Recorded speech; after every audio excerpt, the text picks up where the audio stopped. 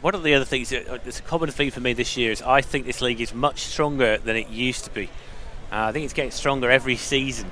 Although we've not got Yeovil in the league this year, Dorking obviously came down, Boreham Wood came down. And these were the sides, people especially thought that when Dorking came down, a lot of people thought they were going to go straight back up again. And they've not found it easy here either. No, and then you've got the your perennial sort of table teams that are always sort of up there, the likes of Chelmsford, Worthing. I know Bath are struggling this year, but Truro have obviously moved into a new home. They've got John Askey there, very experienced manager at the level above, not just this level. Charlie Seaman is the only Maidstone player who is even in the centre circle. Corn is lurking deep. The ball comes in towards the penalty spot. Iweka will head it. And Iweka will score. Terrific header by Temi Iweka. He's just glanced that into the bottom corner. He just changed the direction of the cross, really. There wasn't really much power, but it's just enough direction, change of direction on it just to head it down, and it just caught the corner post and into the goal. And I'm just looking down at the bench. One of the Hornchurch coaching staff is sitting there almost stupefied with his hands out. He's been stuck in that position for about the last 30 seconds or so, as if he can't believe what he's just seen. As it is, it's going to be a throw into Maidstone, and it's going to be a long throw from Brooks. He hurls this one towards the edge of the area. Iweka underneath it. Might fall for Blair. Does fall for Blair. It's going to be cleared, is it? Nope, there's a shot on target. And it's 2-0 to Maidstone. And it's not 2-0 to Maidstone. It's offside. Offside. Flag was raised in that part of the ground that we can't see. I've got to say, the last thing I thought that was going to be disallowed for was offside. He might have spotted an infringement or something. Yeah, he's been at Hornchurch for a few years now. I think he was an ex-Gillingham sort of youth player. I believe you're right, yes. He did play a few games for Gillingham. I think he may have had a spell in Ireland as well. Yeah. Playing for Cork City, I think. So Nash was on the ball there, but he's given it away to Trusty, and Trusty has given it away to the number 8. Tom Wright. Wright has gone through Trusty there. Now, the people are baying for a red card. I think it's going to be a yellow. The yellow card is out, and I've got to say, I didn't think it was worthy of a red. Trusty has gone down injured. Daryl McMahon is doing what Daryl McMahon does, and is complaining to the officials. It's a yellow card for Tom Wright. The Papadopoulos, they lost that ball, but the first man that picked it up was Benton. Became a lot of second balls in and around the area. And there's a flicked over the top by Benton towards Blair. Blair is into the area. Blair will roll it into the path of Benton. Benton will shoot, and it'll be deflected wide. And Maidstone at the moment are all over Hornchurch. And the only mystery at the moment is how it's only 1-0. But there are about 5 amber shirts almost on the goal line here. It's very difficult for the referee to see what's going on. Ball is floated towards the edge of the 6-yard box. Iweka's shirt was being tugged there. I imagine he was probably tugging a bit himself. Papadopoulos is trying to get it under control. He does manage to do so, but he's tackled by Emmanuel Harvest. And now it's Brooks for Maidstone. Great cross into the area. Iweka doesn't quite get there. Fans in the town end are claiming there was a push. Maidstone still on the attack. Lovely pass from Fowler into the path of Benton. Some suggestion that he was fouled by some of the Maidstone fans. Referee not having any of that. Wright now has the ball for Hornchurch in midfield. He chips the ball over the top. Fowler intercepts it.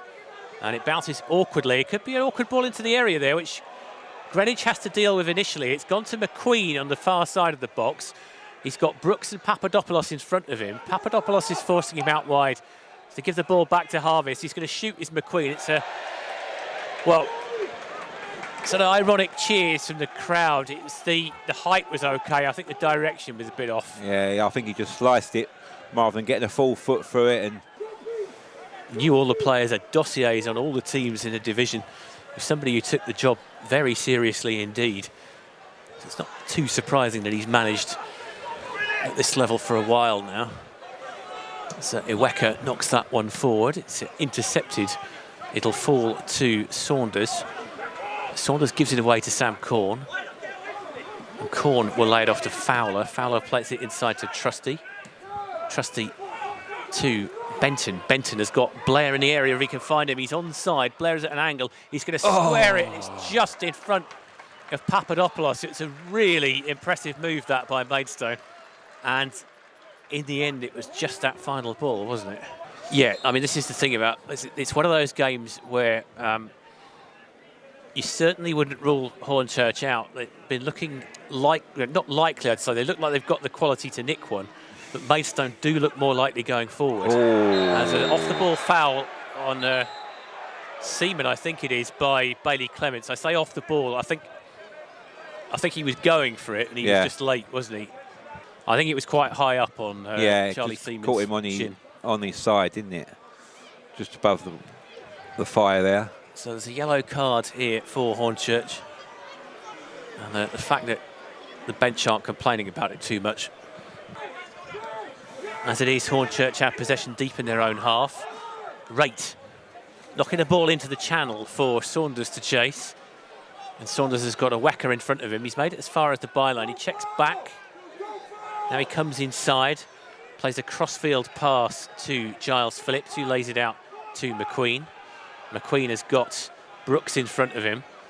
McQueen cuts inside, and McQueen will shoot, and Andre Jr. has to tip that over the bar, and that'll be a corner.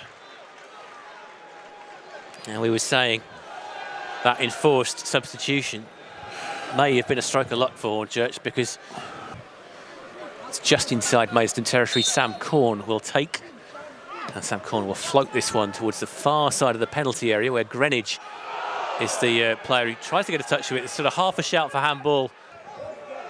Gibbs is going to take it. Gibbs has got a long throw. This one goes towards the 6-yard box. High trajectory. Ball bounces for Blair as it's cleared, and now Seaman has got a chance to launch an attack if he can pick a pass. Here there are two Maidstone defenders against, sorry, two attackers against one. Papadopoulos is into the area and he shoots just wide. He's done well to get goal side of his man there, but he just couldn't quite steer the shot. Clements was just kind of forcing him out wide, wasn't he? Just couldn't, like you say, just couldn't get the shot inside the post. But and Hornchurch will kick us off in this second period, and they will attack the town end in this second half. The ball is chipped forwards down to the right-hand side of midfield. Nash picks it up and lays it back to Harvest. Plays it inside to Rake, who is robbed by Benton, and Benton is now surging into Hornchurch territory. Lays the ball off for Seaman. Seaman into the area, thinks about shooting, tries to come inside, gets to the byline instead. Just had to delay for a second, and that cost him a shooting chance, but Corn will float that into the area, and Blair will head wide, and Blair, I think, Nigel, knows he should have done better there. Yeah, he did. He just hung his head there as that he shot. He just basically shot the ball, headed the ball back across to where it come from, rather than directing the header towards the goal. It's just a little bit more breathing space for the home fans, who are flocked there for this second period, as Brooks takes the corner. It's far side of the area. Greenwich hits it just wide, and I think a lot of people thought that had gone in.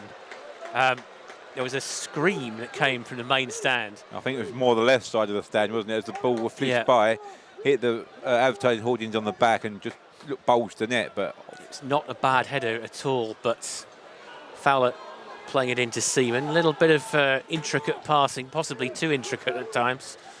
Eventually the ball is cleared downfield as far as Clements. Good header won by Sam Corn, though, and Corn tries to knock that into the path. Great ball that by Corn, and a very timely challenge by the number 3, Giles Phillips. Ahead of Papadopoulos there. Yeah, he did well there. Just got there before Papadopoulos, and he needed to, because every time we play Ollie Muldoon, I say he was the unluckiest player I ever saw play for Maidstone. He used to hit the bar every week. Oh, yeah, he did. Long throw goes into the area. Greenwich is underneath it. Might fall for a Wecker. Wecker shoots a terrific save by Terry. He was right on top of Iweka. Iweka sort of managed to get a left-footed shot off. The buzz gone out of the game, isn't it, the last couple of minutes? It's not the atmosphere that you get sometimes here. There's not a lot of noise coming from... Just a little lull. Home fans, there's no drum here today by the sound of it. And it's one of those things, the drum. I'm always glad when it's at games, as long as I'm not standing next to it. Yeah. And you can feel the difference, you can hear the difference on a day like this. And we're just getting into that nervous sort of passage of play now. Maidstone still leading by a 1-0. They have looked more likely to score, and here's Seaman. Seaman into the area. Lovely touch by Seaman. He's really unlucky there. He has done so well. The ball has been deflected wide. It was a joy to watch the way that he took that down. Looks like Shaq's going to come on for Maidstone. Just been called back from the warm-up to strip off. Harry Ludovica is going to come on as well. He's getting his kit ready. Ball headed out towards Seaman by Harry Gibbs. Here's Fowler for Maidstone, plays it back to Trusty. Trusty will play it out to Seaman. Seaman to Sam Corn. Back to Seaman. Seaman will cross that into the area. There's a chance for Papadopoulos. Oh, good save. And it's a good save, but Papadopoulos will... Yeah. He could have done better there, really. He didn't get a very good contact on it, and he hit it right at the keeper. Yeah. Just the changes have been made, and just seeing how they settle in. Benton's just made his way back to the dugout and walked. Ball bouncing around the halfway line. Hornchurch trying to keep it in, and Ludovica has done well there. He's won that, and now he's breaking forward. He's got the ball under his feet here a little bit. He's going to try and lay it off to Trusty. And it's rolled out wide to Fowler. Fowler breaking down towards the byline, crosses the ball. It's headed out by Hornchurch as far as Youssef, I think it is there. Fowler will pick it up again. He'll lay it off to Sam Corn.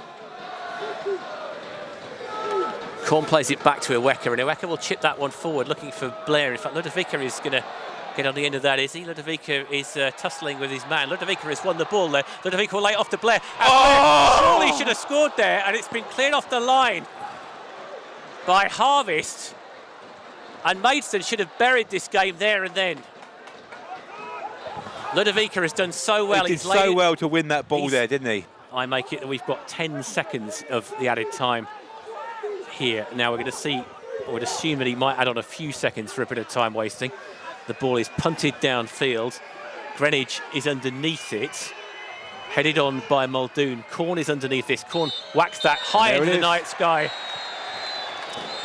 And there is the final whistle. Maidstone win 1-0 thanks to an early goal by Temi Iweka.